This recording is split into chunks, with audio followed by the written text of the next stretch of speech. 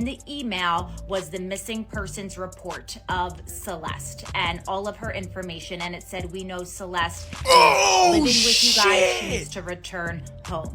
One day later, Celeste returned home, and then a month after that, she went back to living with David and his roommate Josh Marshall. So Josh Marshall was well aware of Celeste Rivas Hernandez's age. You knew her age, you knew the fact that she was missing, and somebody warned you, and it's publicly documented, and it's in your DMs.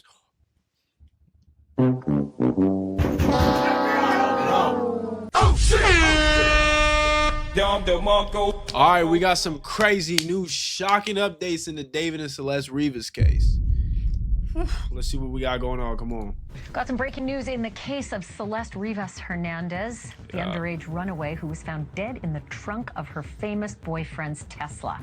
But bro, it's January 21st at 9 o'clock right now. 9 p.m. to be exact. Isn't it crazy that there isn't an arrest yet? FBI, open up! How many of y'all, like, we ought to know somebody that did some petty ass crime and got like crazy like time for that crime instantly? And it's like, bro, it's been this long with this much substantial evidence and this nigga is still out? Hollywood's the place to be if you want to be a fucking Diddy weirdo. We have people admitting to literal like murder. Oh, I hate our her. confession. I hate David and her. Celeste murder case just took a very dark turn. We have 5 new updates, and every single one of them changes how this story looks. Behind-the-scenes actions are pointing to something much bigger than anyone expected. Yeah, we know Let's start with the update that has shocked a lot of people. The allegation that David's ex-girlfriend may have known about Celeste's death before the public did. This didn't come from random comments online. It came from conversations and behavior that raised serious questions about Not only that, they also think that the girlfriend was jealous of Celeste. Which is crazy, because when you really process, like, you being jealous of a 13, 14-year-old girl because you want this dude, like, that is straight crazy to me, bro. It's sad. I don't know exactly what David and her dynamic was, but it's like, to be jealous of a little ass girl like this as a woman is just it's fucking embarrassing, bro. Knew what and when. According to what's being discussed, multiple people close to David may have been aware of Celeste's presence, including some of his closest friends, like Asia Collins. There are rumors that Asia and David were romantically involved at one point, that she knew about Celeste, and that she didn't like her. Yeah, exactly. In one clip, Asia is seen laughing while talking about someone confessing to committing murder. FBI, open up! I promise you ain't gonna laugh like this in a fucking courtroom, bro. Everybody hear her statement when she has to go to court and she's under arrest for being an accomplice in a murder. When they read that, when the fucking judge asks her and she's sobbing, crying and all that, play this video, bro, where she's fucking smiling with her bitch ass.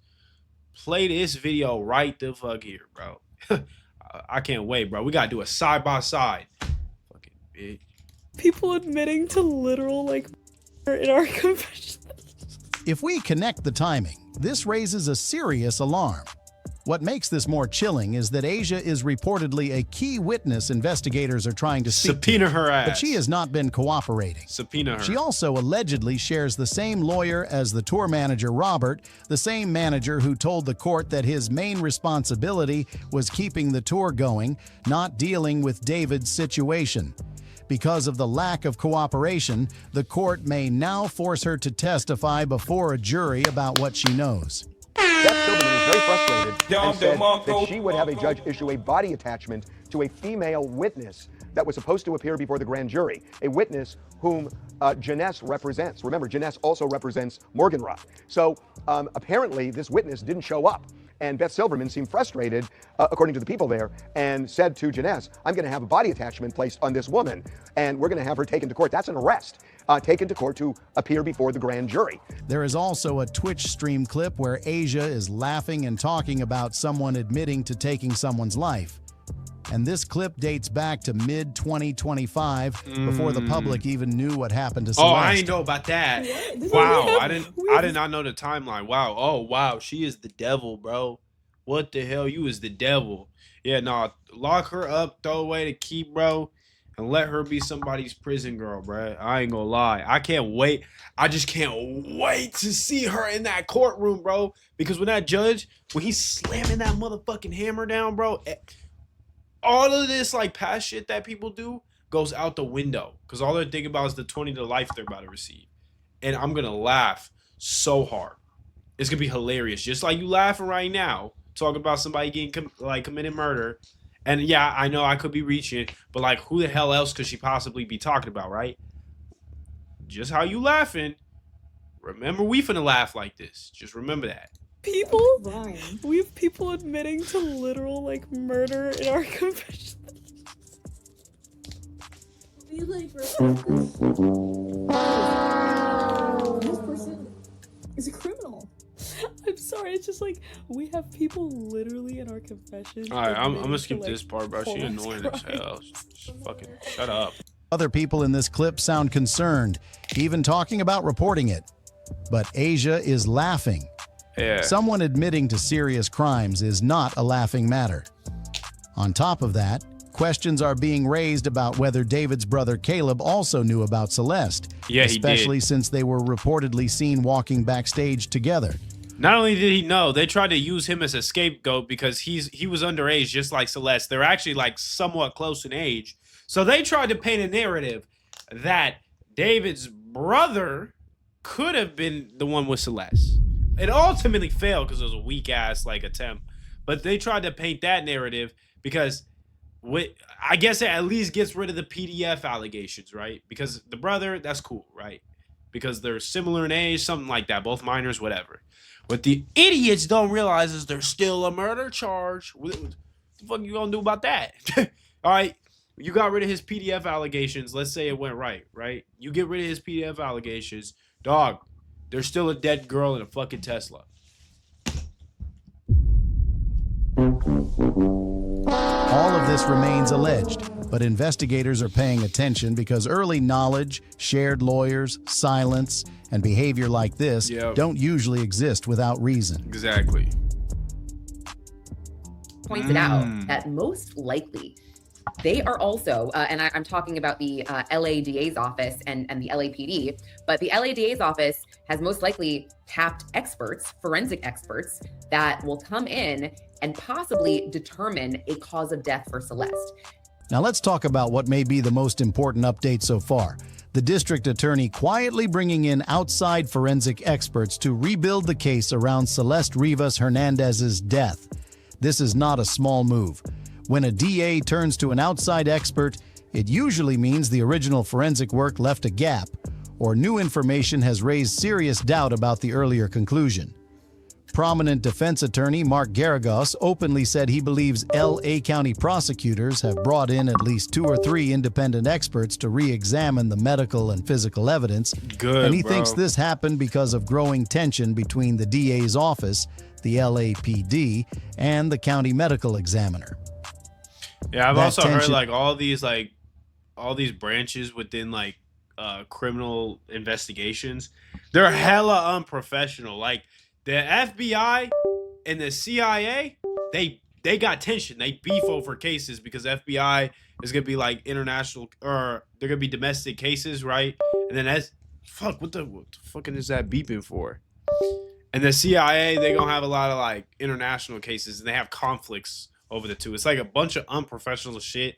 So a lot of evidence becomes disorganized and all that, and it takes a lot of time to process paperwork and all that. So that could also play like a vital part in cases like this. But still, like, y'all gotta get y'all shit together. Arrests need to be made. Became public when prosecutors blocked the medical examiner from releasing details about Celeste's autopsy and manner of death through court-ordered security holds. Just listen to this. The medical examiner released this statement saying at 10:54 a.m. on Friday, November 21st, the County of Los Angeles Department of Medical Examiner received a court order initiated by the Los Angeles Police Department to place a security hold on medical examiner case number 2025-14252 Celeste Rivas Hernandez. No records or details associated with the case, including the cause and manner of death and medical examiner report, can be released or posted on the website until further notice. Garagos said it signals that the DA needs more than what the medical examiner has provided and may not agree with their conclusions. According to him, these outside experts are likely reviewing everything from scratch, the autopsy findings, timelines, and evidence, with the goal of presenting a cleaner, stronger version of events to a grand jury. He also said the LAPD has likely already completed a very detailed timeline of Celeste's final hours, something far more extensive than what the public has seen. This kind of quiet forensic rebuilding doesn't happen when a case is fading. It happens when prosecutors are preparing. Garagos also shut down the idea that this is just an investigative grand jury, pointing out that the involvement of veteran homicide prosecutor Beth Silverman, known for... I did a video on her, like an entire video on her, bro. This is a donkey, bro. She is responsible for taking down renowned known serial killers, bro. So this is also like why I think David is really he's gonna face justice in the end, bro, because she don't play. She goes for the death penalty in cases like this. So with her, you can at least say he's looking at life in prison at the very least. Cause she don't settle for 15 years and weak little pleas. She want this nigga to do life. She gets rid of serial killers. So, like, I know, like, everybody's kind of pissed off waiting. Her, though, she don't play. I'm telling you that right now. Handling complex murder cases means this is a standard criminal grand jury that can issue charges. Even though no charges have been filed yet, sources believe an indictment is coming, and this behind-the-scenes work suggests the DA is trying to make sure that when they move, they don't miss. Now move to something that feels so revealing. Reports that David's management team is panicking. Oh, yeah. People close to David say his manager is scrambling, making moves that don't look calm at all. In this industry, managers are trained to handle controversy without blinking, so when panic shows, it usually means the legal risk is starting to outweigh any PR plan. Panic happens when lawyers start warning about real consequences, when documents don't look good, and when signals from investigators suggest things are about to escalate. This concern deepened when attention turned to David's manager, Josh Marshall. His label, Mogul Vision, was reportedly listed as inactive in Florida after Celeste's body was discovered, with no annual report filed for 2025, which raised questions online. Because California is a scary state, bro, because the thing is, it's a guilty by association state out here, which means you not saying anything about, like, you having pre-hand knowledge about something happening to this little girl. Not something happening to her, but about her being in a sexual relationship while she's a runaway as a minor. Like, you look really, really, really, really bad right now. And at the very, very least, maybe you won't get arrested. I don't know. But at the very least, you can expect a criminal investigation. You can expect to be looked at. You can expect to be subpoenaed to court, right?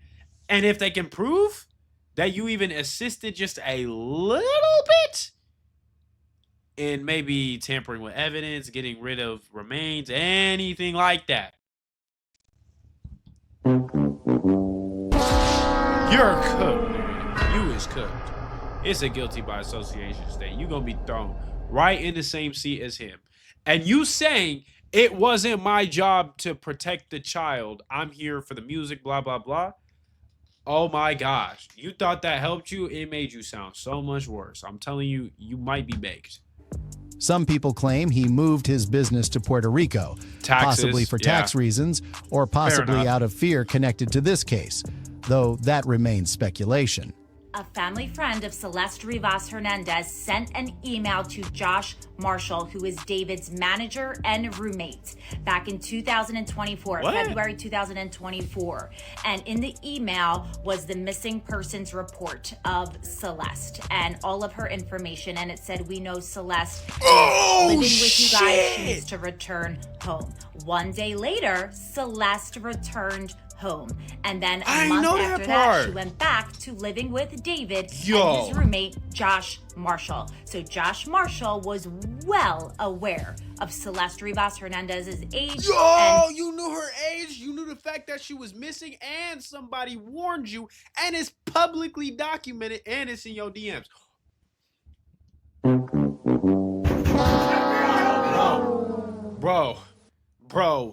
Bro, you are baked like a fresh baked cookie. You are, oh my God, you were cooked, bro. Oh shit. Oh my gosh. Fuck. Rest in peace, that man, bro. Missing child. When accusations grew on social media, Marshall broke his silence and responded directly in comment sections. In a longer statement, he said this would be the only time he would speak on the matter, explaining that he is a father of 3, that his 14-year-old daughter is affected by the news, and that he had... R. Kelly had kids. All the serial killers that kill people have kids. We don't give a shit about that. Shut up. Zero knowledge of anything related to Celeste. He said he never received emails, is not anyone's roommate, lives full-time with his wife and kids, does not live in California, and works most of the time with limited direct contact with David. Yeah, he sang at your wedding. He also stated that none of his cars are registered in California and that none of them have been in the state. Now let's talk about what may be the most explosive update so far. The alleged existence of a document that used the word murder for this case, and growing claims that a grand jury may now charge him. I'll tell you, I've seen the original document, and in the motion, it uses the word murder. So, and that was a public document at the time. Now I know it's been sealed, but it didn't say homicide investigation. It actually said murder. This does not automatically mean guilt, but it does raise questions.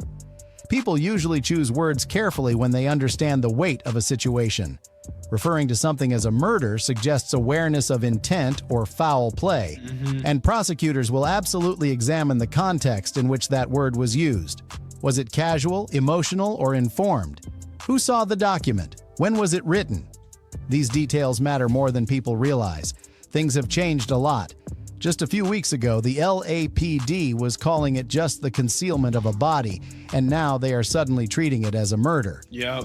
According to the private investigator, someone appears to have cut a deal with an insider who is now revealing information. The only thing I can think of is that somebody flipped it, because if they had all of a sudden run across some sort of biological evidence or some crime scene, I think the charges would have dropped pretty quick. Yeah. But you're right. They went from, hey, there might not be any culpability beyond concealment of a body, which is a misdemeanor, to all of a sudden, not just homicide, but murder. And so something changed there. And I think they would have already charged if they had a murder weapon or a scene or whatever. So I think it's got to be based on somebody's cooperating. Exactly. Because I said this since the beginning of me reacting. Go back and watch if you think I'm capping. Bro, there's a lot of people in this case. None of y'all are from the streets. All right. So at the end of the day, when you take a bunch of non-street affiliated people and you put them in a jam like this, somebody's going to crack. It's the same thing I always say. I love this analogy. If you put 10 eggs in a basket and go like this and shake that motherfucker, you're going to open it. At least 2, 3, 4, 5 of them maybe even might be broken. Them eggs is going to crack. So you put a bunch of people in a courtroom and take away their freedom, embarrass them on the internet. Somebody's finna crack. And I think it's already happening. I think it's already happening. Maybe behind closed doors, maybe behind, I don't know, behind the scenes, whatnot. But I think somebody's cracking. And it could be one of these girls he trusted so damn much. It could be his manager like, oh, fuck this, bro. It could be literally anybody. That's crazy. Somebody cut a deal. This is also where the grand jury discussion becomes critical. A grand jury is very different from a normal court proceeding. It operates in secrecy, hears evidence presented by prosecutors, and decides whether there is enough probable cause to indict someone. The bar for indictment is much lower than conviction, but it's a serious step forward. If a grand jury is involved, it means prosecutors believe they have enough to ask for formal charges, even if the full case is still being built. The implications of a grand jury indictment are massive. It changes the public narrative, shifts the legal strategy, and puts pressure on everyone connected to the case. Yep. Once charges are filed, silence is no longer protective. It becomes suspicious. If this step happens, the case moves from speculation to prosecution. Finally, let's talk about TMZ's report, which may be the clearest sign yet that this case is but TMZ be capping sometimes, so I take everything from them with a grain of salt. Taken extremely seriously now. According to reports, if a grand jury is involved, it is being spearheaded by Beth Silverman, a highly respected and experienced homicide prosecutor. Has his grass, bro. This is not a random assignment. Beth Silverman is known for handling complex, high-profile murder cases. Her involvement signals intent and seriousness. She is a big deal. She's the one who prosecutes most of the death penalty cases. What did I say? I told you. High-profile cases, and she is fierce and aggressive, and so it's the exact type of prosecutor you want to have in a case like this. It's also a really scary person to have in a situation like mine, where there's a potential secret contempt hearing going on, and that person may be spearheading as well. Prosecutors like her are brought in when the stakes are high and when the DA wants the strongest possible case presentation. This isn't about optics, this is about legal precision. If she is leading the effort, it suggests prosecutors are confident enough in the direction of the case to put one of their most experienced people in charge. This detail matters because prosecutors do not gamble with reputations. They don't assign top homicide experts unless they believe the evidence justifies it. Her involvement suggests this case is no longer being treated as uncertain or secondary. It's being treated as something that deserves full force. Right now, the silence is loud. No dramatic arrests, no constant media coverage, just quiet preparation. And in the legal world, quiet preparation often precedes very loud outcomes. This case appears to be moving from confusion to clarity at a very fast pace. Drop your thoughts in the comments. Yo, it sounds like David's cooked. And, you know, based on the time period, there's no way. Look, I'm going to make y'all a prediction. And I'm going to just say this. I have no reason to believe this is how it's going to happen, but you're just going to have to take my word for it. All right? I really believe by the end of February, latest sometime in March, you will see a David arrest. I just have a gut feeling. Because I ain't gonna lie, as much as I have expressed how kind of corrupt and stupid and weird it is that he hasn't been arrested, this DA specifically is the only faith I still have in the LAPD. The only faith that I still have in this case in general, because she is a fucking menace. She has taken down documented serial killers. She goes for death penalty cases. She goes for high profile cases. She's super experienced. This the LeBron James of this shit. This the LeBron James of this shit. Dude, you know damn well she ain't taking no deals. You know damn well she's not there's no incentive for her. She's here to cook somebody. I don't care who David knows. I don't care what he got, how much money, connections, none of that. I don't think he's going to be able to beat this. I ain't going to lie, bro. This is that boss level that nobody's ever beat in the game. Bro, she's like 100-0. I reacted to a video and saw a lot of the cases that she represents, bro. She cooked them niggas, bro. I'm talking about, I just watched a whole serial killer get sentenced and shit. I'm leaving the video like, damn, they really did him like that? I forgot he was even a serial killer. She baked him so hard, bro. Yeah, he's cooked, man. He's cooked. I think the rest of his team's going down. I think this is going to be a very interesting case. Be patient, y'all. I give it either February or March. That's my prediction.